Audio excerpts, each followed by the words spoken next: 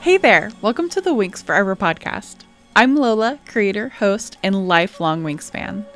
I'm taking a deep dive into the very cool universe of Winx Club.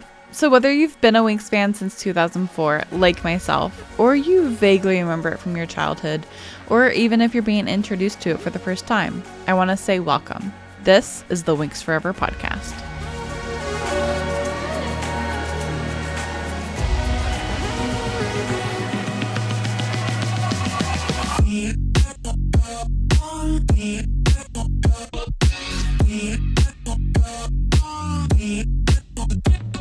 Hello, fairy friends. Welcome back to another 20 years of magic episode of the Winx Forever podcast. I am your host, Lola Valentine. Thank you all so much for the kind feedback that you've been giving for these podcast episodes. Oh my gosh, it's been so much fun to do all of this research for the past, year and a half. I've mentioned on previous episodes, this research helped in crafting the talk that I gave at MomoCon earlier this year. It also helped me write all of the articles that I wrote for the Magical Memories magazine that we published for free. By the way, you can download that now at magicalmemorieszine.com. But yeah, so it's been really fun to get to really dive in and give you the unabridged version of all of this research. So we're going to dive into even more of it this week with the classical era. So let's get into it. So the classical era of Winx Club is going to be 2009 through to 2011. And it is hallmarked by the fourth season of the series that the fans didn't expect after the third season was perfectly capped off by the 2007 film, The Secret of the Lost Kingdom. This era also encompasses the second film, The Magical Adventure, and the launch of a new online experience for fans via the WinxClub.com website. Although Winx Club was losing popularity in America during this era, they were truly in their prime, as the Winx brand was a household name and they had plenty of merch across Europe. This era also marked a time when I was super active in the fandom, on the forums, in the English forum on the Winx Club website, and also playing the Gardenia Park game, which we will definitely dive into, and also getting into the Winx Club English Forum magazine, which we will also talk about. But first, we have to talk about Woody toys. So in 2009, Rainbow established a toy company called Woody Toys.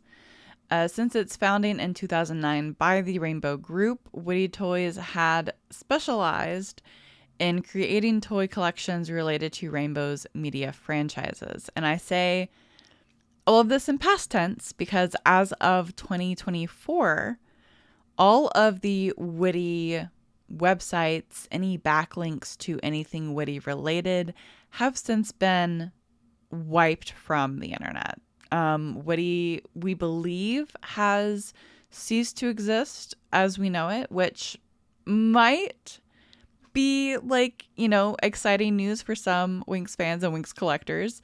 But yeah, so that's a piece of interesting news. But the company's initial focus on producing Winx Club dolls proved immensely successful as Woody Toys became a significant contributor to the global toy market.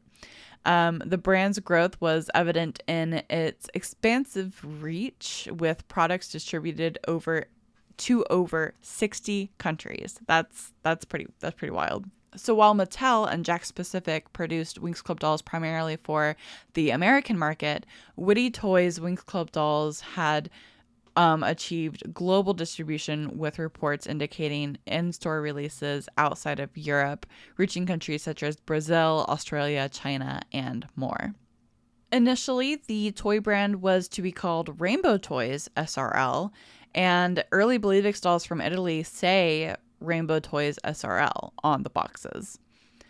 Even some Winx toy commercials featured on Italian DVDs have an audio slogan with the saying Rainbow Toys. So that's really funny. In recent years, the Winx dolls produced by Woody have seen a rather steady and unfortunate decline in quality and unique designs, leaving fans yearning for the days when other third-party toy companies still produced Winx fashion dolls. And I mean, with light of recent news that Woody might be or might have already gone under, it is exciting that in 2025, it's already been announced we will get new toys by Playmates Toys, who also does the Miraculous Ladybug lines, and a revival of Giochio Preziosi dolls. So that's super, super fun, super exciting for Winx fans and also Winx collectors, doll collectors alike. We'll have to wait and see what 2025 holds for us as far as Winx Club dolls go, but it probably won't be from Woody.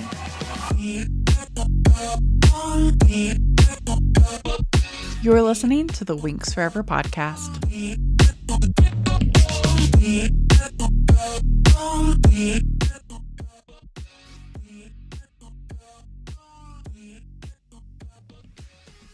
So last episode, we talked about the very first project that Elisa Roselli was on for the Winx Club universe, and that was the first feature-length film, The Secret of the Lost Kingdom. So that perfectly situates us to go into January of 2009 when the Winx Club in Concert DVD was first released in Italy. So 2024 is the 15-year anniversary for this DVD, for this music project. I have an entire podcast about this, and a lot of my research about this project, about this musical project, was done with my friend Stella's Winx Club, and you can check out all of our research and all of that on the podcast episode. I'll link it below. But also in the Magical Memories magazine, you're going to hear me say that a lot. We also shared our research there. And I feel like we keep finding more and more stuff out about this release. But just to kind of talk about it briefly. So in January of 2009, Europe was blessed with the release of the Winx Club in Concert, and that is Winx Club in Concert, not just Winx in Concert. We'll get there. It's a musical DVD and digital album that brought the enchanting world of Winx Club to life. Something rather strange happened with its release on iTunes, though. So it was digitally released in December of 2009.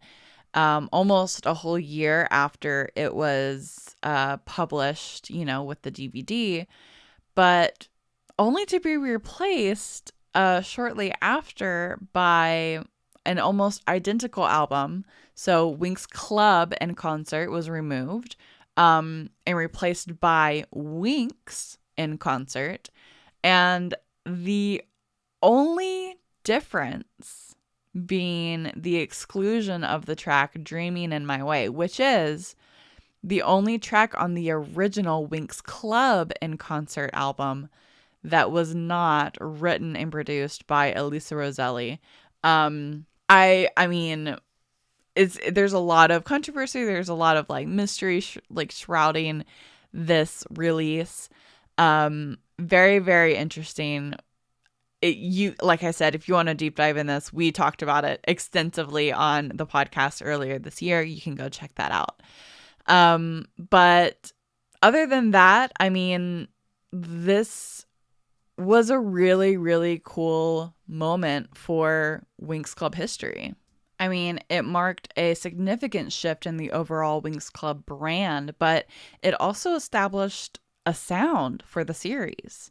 Because as we know, Elisa would go on to produce music for the fourth season, the second film, and even some tracks in the, subsequent later series. So, and Pop Pixie that we're going to talk about in a little bit. Like, this was a significant shift for the Winx Club brand. And it was so nostalgic and cool to live this era, like, as a kid. Like, oh my gosh, the emotions that is bringing up for me is just like, if you know, but I'm trying to describe, like, having a soundtrack for your favorite show that, like, meant something.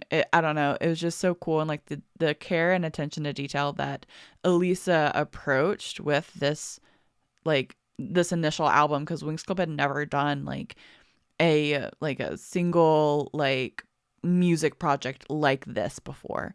So it's, I mean, the fact that she, went into it and wrote a song for each girl themed after each girl. And she, like, used specific instances from her own life to connect with each character. I don't know. It's just, there's something very special about this. And so please go listen to my episode about it. Like I said, it's linked below, but yeah, it's just very sweet.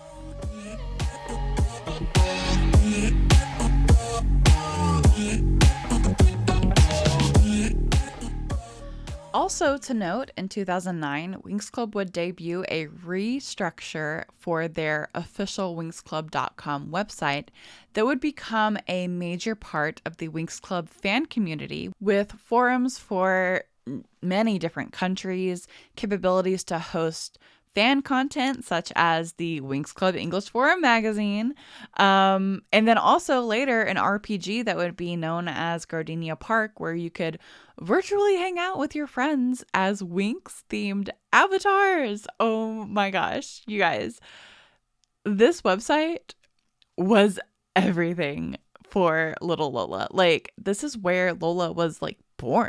Like, this is where, like, I crafted my online persona. This was, like, how I learned to be on the internet.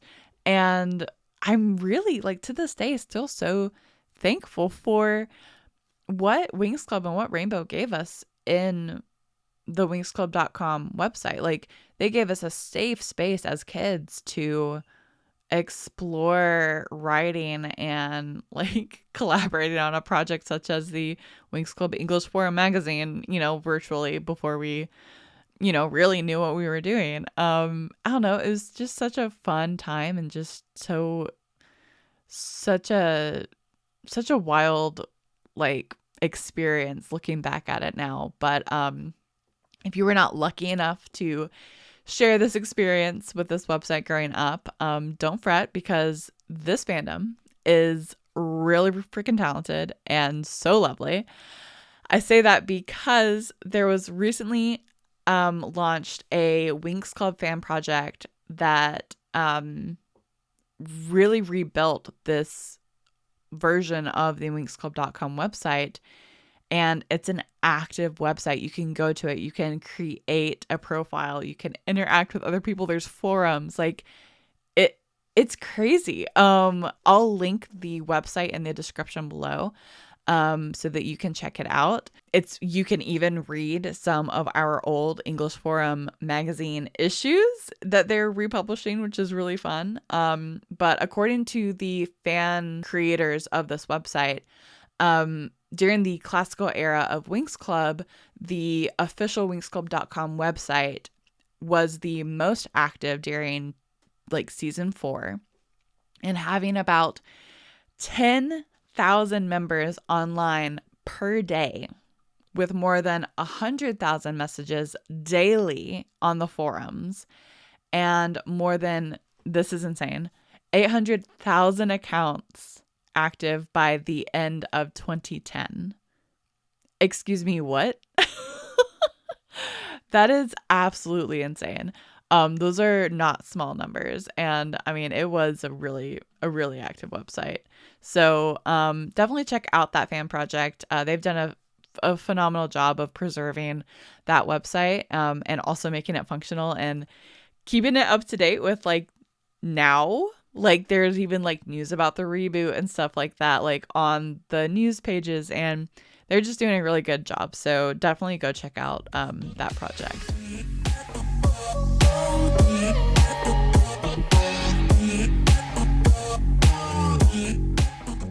So we've got a relaunched website in February of 2009, and it's all leading up to a brand new season of Winx Club that premiered in Italy on Rai 2 on April 15th, 2009.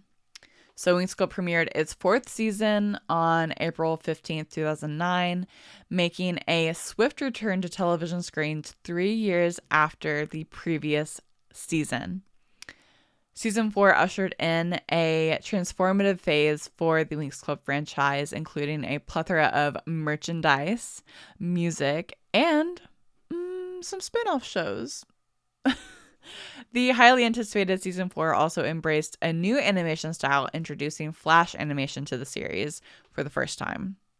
The season continues the narrative from previous seasons and the feature-length film Winx Club: The Secret of the Lost Kingdom. Season's 4 plot involved the Winx Club fairies embarking on a mission to Earth. Their objective was to safeguard the last terrestrial fairy from the threat posed by the 4 wizards of the Black Circle. As the storyline unfolded, the Winx Club fairies also underwent a magical evolution, attaining Believix, adding a new layer of intrigue and excitement to the series. I remember when the Winx Club Season 4 trailer came out with the Winx Were Back Again by Elisa Roselli. And oh my gosh, like we all thought like Winx Club was like done and over. And honestly, like it was supposed to be. Like we were not supposed to get a season 4 of Winx Club. Secret of the Lost Kingdom perfectly like wraps up at what I like to call like the Bloom saga of Winx Club, like that golden era of Winx Club. It like perfectly encapsulates that and wraps it up and gives it a nice little bow. And then surprise, we get season 4. Like, oh my gosh, it's so wild that I don't know, like I guess they really liked selling toys and were like, let's sell some more. No, I'm kidding. This was a special time because I mean it just felt like Winx Club was thriving so much. Like they were bringing back a beloved series with a new season.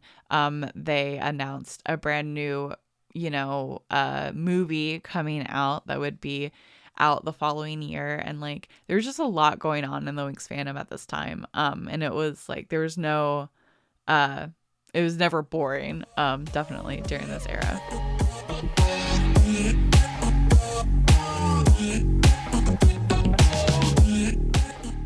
So from the release of season 4 in 2009, we will then head over to October 16th of 2010, where we get the release of the Magical Adventure soundtrack. It will be the digital soundtrack of the second Winx Club movie. It was initially released as Winx Club 3D Magical Adventure, or Avventura, Magica Avventura in Italian. The album boasted a collection of 11 songs by Elisa Roselli that added a magical dimension, if you will, to the animated film. After 6 months, on April 2011, the album underwent a re-release with a slight title modification to Winx Club 3D Magical Adventure. And this re-release credited the Winx Club itself for singing all of the tracks, omitting individual stinger credits to Elisa Roselli. Probably the most interesting twist was the extended duration of the final track, Love is a Miracle, which now spanned 5 minutes and 48 seconds longer than its original release. Though the Italian soundtrack featured Ora se liberta, that song was already 8 minutes long, but on streaming, the shorter version was featured. However, the English version of the song titled Love is a Miracle features the longer version on streaming, mirroring the Italian CD version.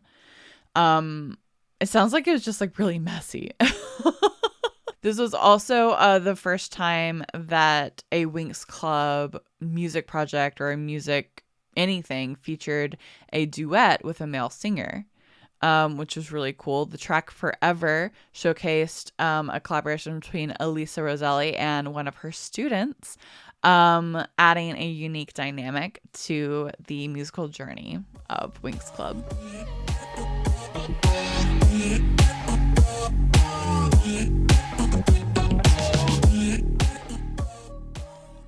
So then that brings us to October 29th, 2010, when Magical Adventure premiered at the Rome Film Festival, very similar to the first film, Secret of the Lost Kingdom, also premiering at the Rome Film Festival. It was also another dazzling event, and I mean, there was a red carpet. Again, there were Winx actors and actresses. There was a Prince Guy with a bloom and a horse.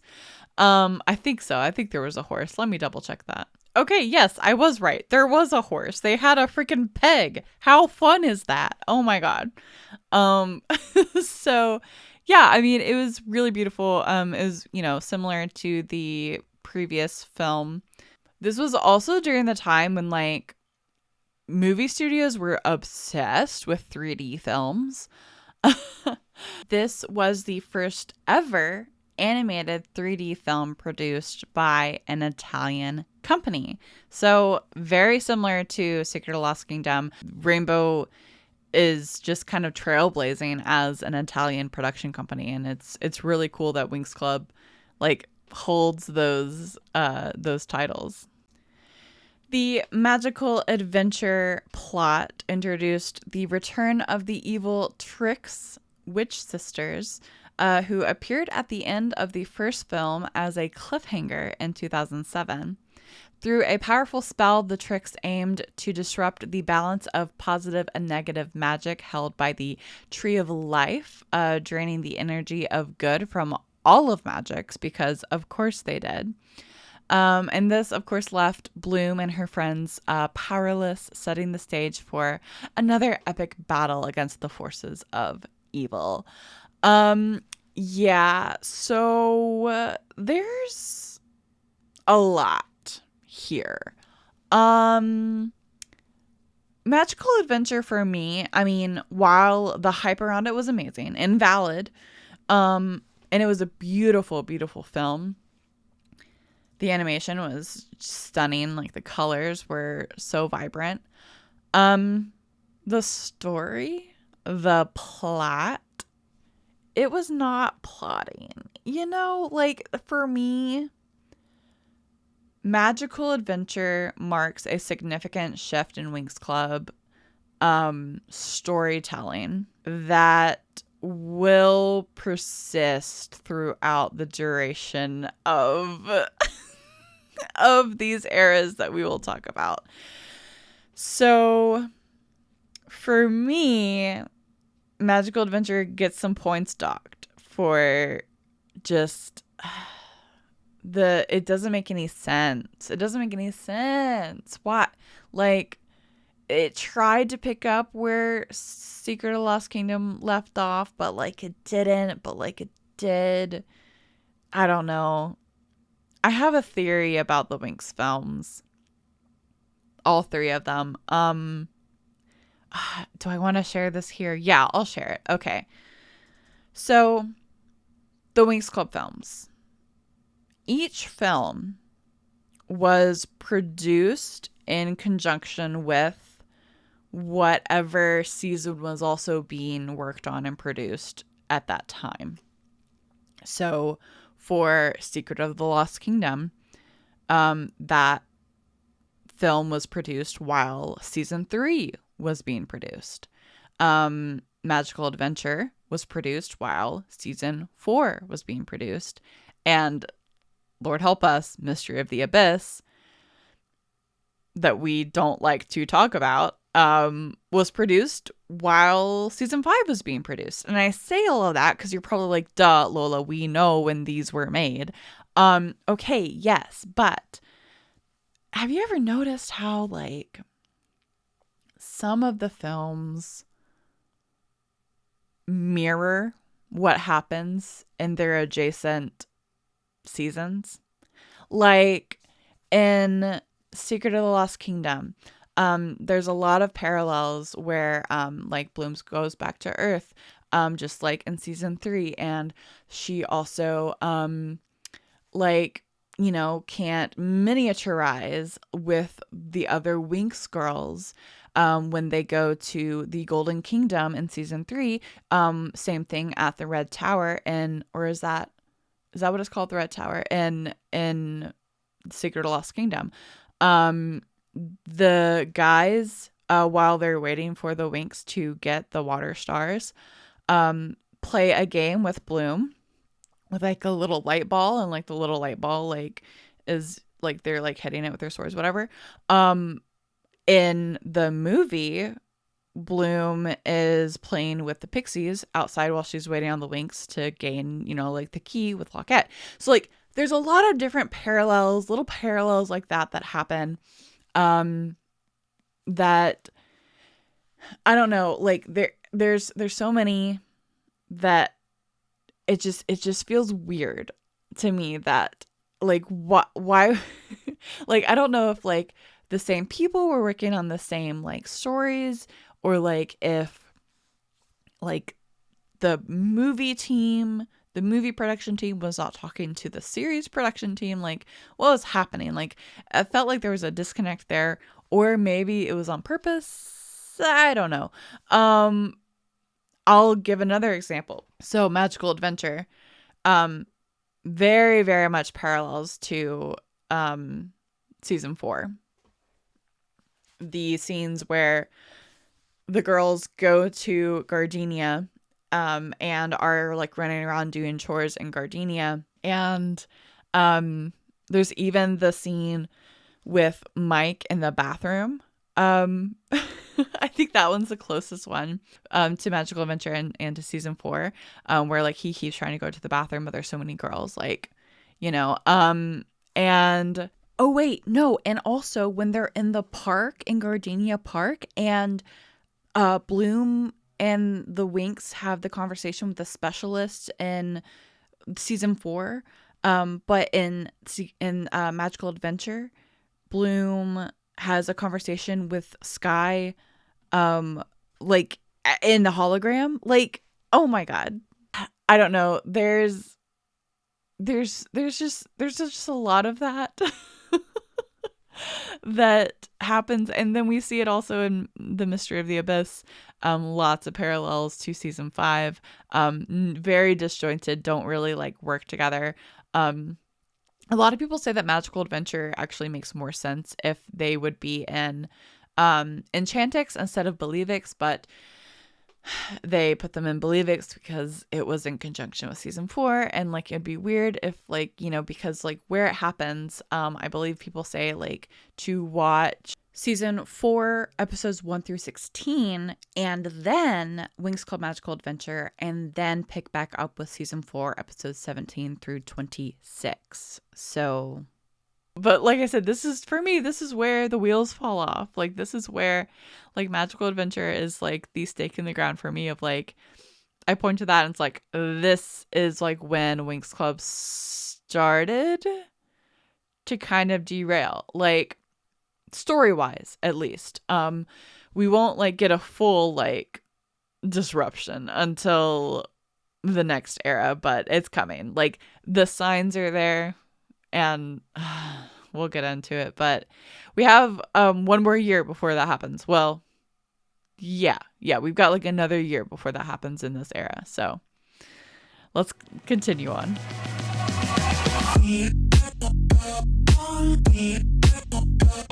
You're listening to the Winx Forever podcast.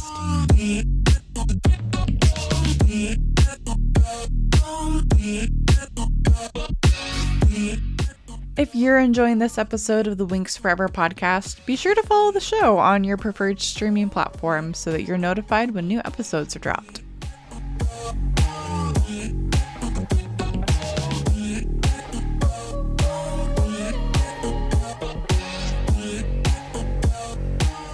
Hello, fairy friends, and happy 20 years of Winx Club. I'm Lola Valentine, and I am happy to say that the biggest Winx Club fan project to date is now available for free at magicalmemorieszine.com. It is 354 pages of pure nostalgic Winx fun, and I hope that you check it out. We had a blast making it. It took us over a year to plan it and gather fan stories from across the world, your stories from across the world of growing up with Winx Club over the past 20 years. And it's just been such an honor to get to create this love letter for the fandom. So thanks for being a Winx fan, and we hope that you enjoy the Magical Memories fanzine. Download it now for free on magicalmemorieszine.com.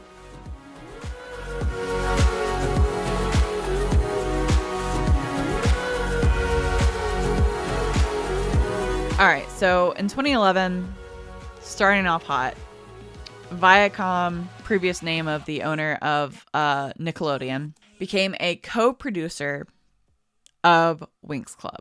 So in 2011, the Viacom Nickelodeon Rainbow merger marked a pivotal moment with the Winx Club franchise, hoping to breathe new life into the animated series.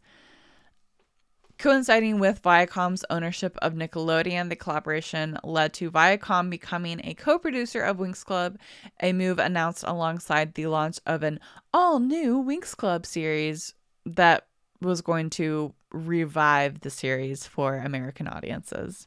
This partnership saw Viacom providing financial backing and staffing for the revived series. The production divided between Viacom's Nickelodeon studio in the United States, as well as Rainbow's team in Italy. Nickelodeon Consumer Products secured merchandising rights for the revival in select regions, including the United States.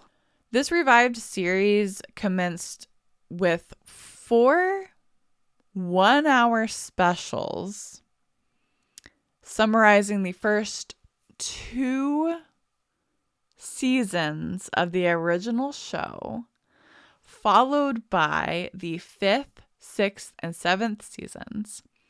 This collaboration was quite an unusual production practice for Nickelodeon, which typically developed their own cartoons.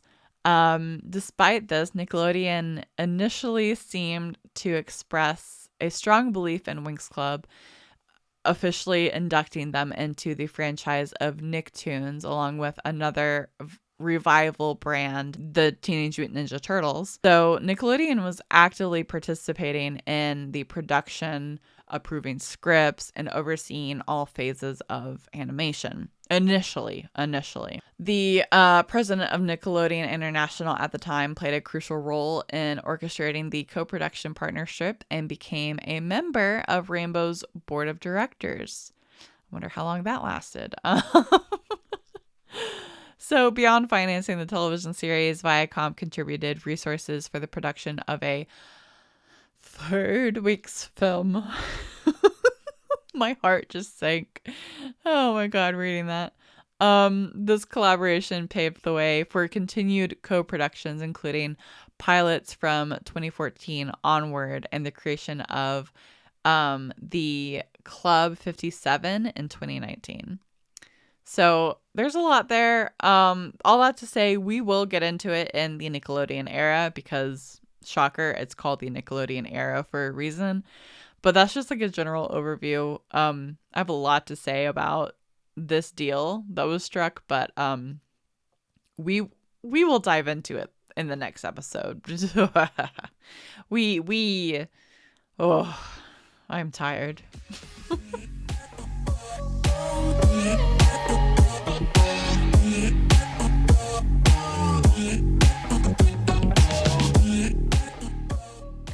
All right, enough of the sad stuff. Here's some happy stuff. In January of 2011, the first ever Winx Club spin-off series, Pop Pixie, was launched, and it premiered on Ride 2, and it introduced fans to like this whimsical world of the Pixies from Winx Club, from the Winx Club universe. It was a delightful miniseries that embarked on a brief journey, airing for a single season over 2 months in 2011. Pop Pixie distinguished itself by featuring chibi-inspired pixie characters originally introduced in the second season of Winx Club. The series ventured into the fun lives of these endearing pixies, offering a fresh and playful perspective within the broader Winx Club narrative. The Winx never like come into Pop Pixie world, which I think is interesting, but it is like a little standalone show, and it is precious. If you've never seen Pop Pixie, it's accessible. There's a few places you can watch it for free. Like, I know that Toon Goggles, the app Toon Goggles, had it on for a while. I'm not sure if Tubi has it. I don't think that they do. That doesn't sound right. But a lot of like streaming, like there are a lot of these like very like niche streaming apps that have it. I think you just have to like sit through a couple of commercials for it, but it's very cute. I think that also it's on YouTube. If it's on YouTube, I'll put it in the description, but I think that it's also on YouTube. Very, very cute show. I really liked it. It reminds me a lot of like the all of the slice of life episodes from My Little Pony. It's the same genre. It's like the same like audience, you know, like kind of that like, I don't want to say preschool. I think that's too young, but like elementary school age. Like it's that. It's a fun watch. Put in the background as you do other stuff. I don't know. But notably, the collaboration between Ride 2 and Nickelodeon brought about significant development for Pop Pixie after Nickelodeon became a co-developer of the main Winx Club series. The announcement followed that Pop Pixie would find its way to Nickelodeon's global network of channels, with the international airing set to commence later in 2011. This move expanded the reach of the charming spin-off series, allowing the broader audience to immerse themselves in the magical escapades of the Pixies, further solidifying the global appeal of the Winx Club franchise. Also to note, Pop Pixie's music was also written by Elisa Roselli, written and performed. So very, very cute. Love everything about Pop Pixie. I'm sad that it only lasted a season. But I mean, there's a lot of episodes. I mean, they're short, but like there's a lot of episodes for one season. I think technically it's 2 seasons. I will say that Pop Pixie had its own merch for a bit, but even before Pop Pixie, I can't remember if it was like the classical era or if it was in the golden era or like somewhere like briefly in between. It might have been in season 2. There was a just straight up just Pixies brand of merchandise, of magazines. I mean, it's a whole like little subgenre inside of like Winx like merch lore. I don't know a ton about it because I'm not like a collector, but you should definitely like check it out. Talk to your collector friends. I'm sure that they know what I'm talking about. But yeah, super interesting, super cool. I actually happen to own a Pop Pixie bag, and I created earrings from the little like zippers that it had on it. So that's fun. It has like Piff on it, and it's like really cute. So I love Pop Pixie. It's a dream.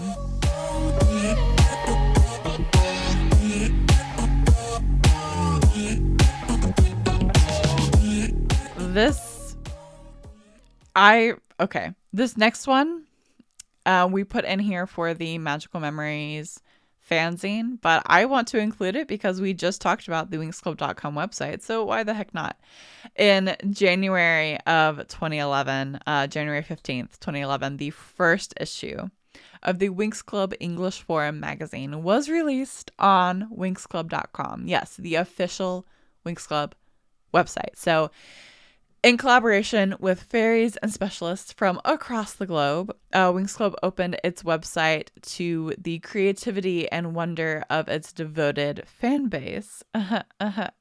On January 15th, 2011, Winx Club published the first ever fan-led project to its main page of the website. The digital magazine made by fans for fans would go on to produce 19 issues over the course of 2.5 years.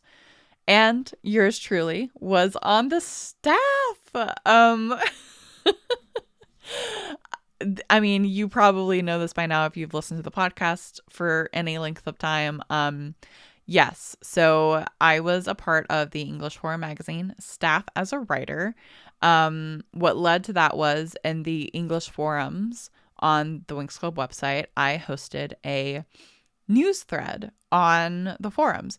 It was called the Winx Forever News, and I would post, news that was going on in the Winx community. And I had a co-writer. Her name was Blossom, but her real name's Kat. So Kat was my co-writer back then, and then we submitted an article for the magazine to be a part of the staff, and it was reviewed and published with the issue that they were putting out. And then we got to know Jake, who was an illustrator, and then later our editor-in-chief for the project. And we met Ella, who is another writer who you might know her from the Winx for Life blog. They're still my friends to this day, and it's really cool. I've got to meet both Ella and Jake this year, and I got to meet Kat last year, all in person for the first time, and it was really sweet. It was really sweet, and it was such a crazy time thinking that we were all teenagers doing this this collaborative online magazine, and we were all from different countries. Jake's from Poland, me, Kat, and Ella from the US. We had people from all over contributing to this project made by fans for fans. And so it was such a special time. Like I said, you can go to that fan-made winxclub.com website project, and you can read more about it. And you can also check out the Magical Memories fanzine, where we talk about the English Horror Magazine in one of the articles. I don't know. It's a big project. You should definitely check that out. But yeah, anyway, wow. I'm emotional. All right. We've got one more thing that happens in this era. Wow.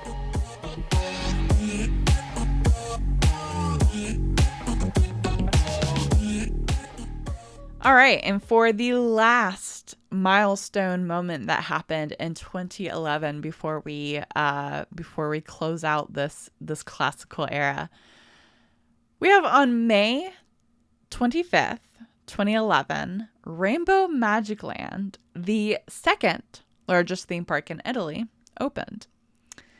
The magical world of Winx Club came to life with the opening of Rainbow Magic Land on May 25th, 2011. At its opening, Rainbow Magic Land was the second largest theme park in Italy, situated in Valmontone near Rome. Despite its former name, Rainbow Magic Land was not owned or controlled by Rainbow SPA or Viacom. Rather, the company licensed the Rainbow characters for specific rides within the park. From 2011 to 2008, so relatively recently, the park featured attractions inspired by Rainbow shows, including Winx Club, Pop Pixie, and Huntic. Anybody remember Huntic? That's wild. A notable highlight during this period was a replica of the Winx Club Althea College for Fairies castle, meticulously designed to resemble its animated counterpart. However, by 2019, a transformation took place and all of the rainbow branding was removed from the park. The iconic Althea Castle was replaced by a planetarium exhibit, and this marked a shift in the park's offerings, signaling a new phase of its evolution. There were a ton of like rides and stuff that were Winx themed. Just to name a couple, of course we had the Althea Castle that we just mentioned. There would be a show, or like an attraction rather, of staff portraying the Winx girls in their Believix outfits and singing Winx Club songs atop the Althea Castle stairs, with a Winx Club themed gift shop inside of the castle. If you've never seen photos of this gift shop, oh my god, it's a dream. When I say like this era was truly a classical era, like when I think about Winx Club merch, I think about everything that was in this Althea Castle gift shop. Like it's crazy. Also in the Magical Memories magazine, we go over the Rainbow Magic Land, and we also talk to fans that got to experience Rainbow Magic Land, and they shared their experiences, and it is really sweet. Definitely go check that out. Links in the description. There was also an indoor dark ride. It like would guide fans through various locations from the show. Throughout the ride within the Althea Castle, Winx statues adorned the spaces, creating an immersive experience for visitors. There was also, I thought this was cool, I mean, I mentioned it, but like the Pop Pixie themed attractions.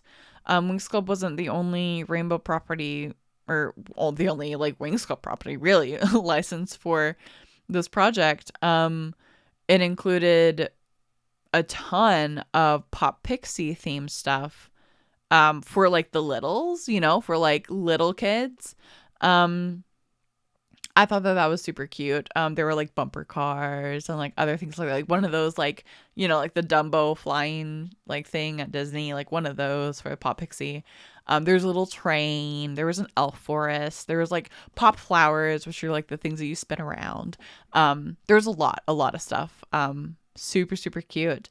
I wish I had like literally the only thing I wanted to do during this era was to grow up and have adult money so that I could go to Italy and experience Rainbow Magic Land for myself.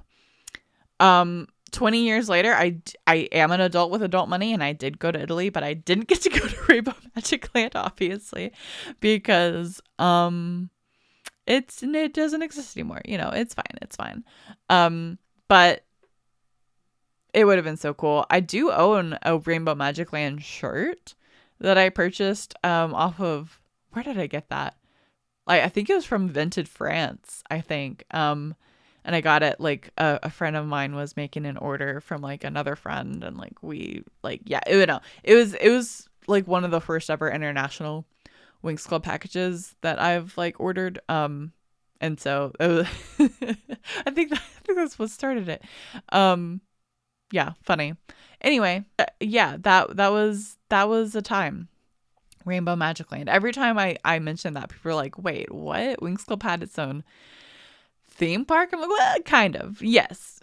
Short answer, yes, it did. And yeah, it's very funny, especially like people that don't know Winx Club.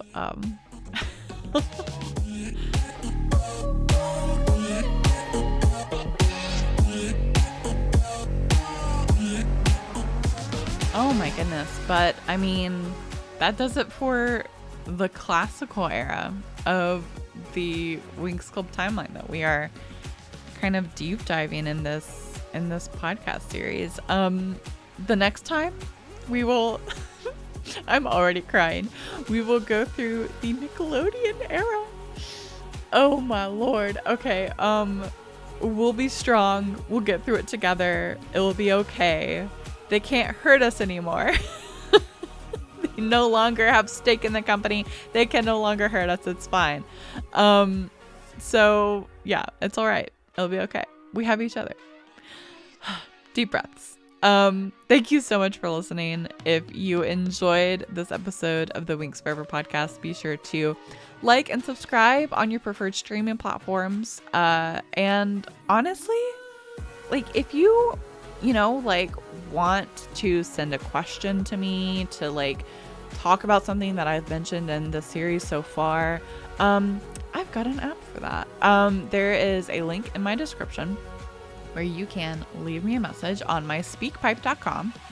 And if you leave me a 30-second to 1 minute voice message, I might feature it on the show and respond to it. So yeah, like, put in your questions, below and in SpeakPipe, and I might feature it on the next episode. So we'll see. But guys, thank you so much for listening.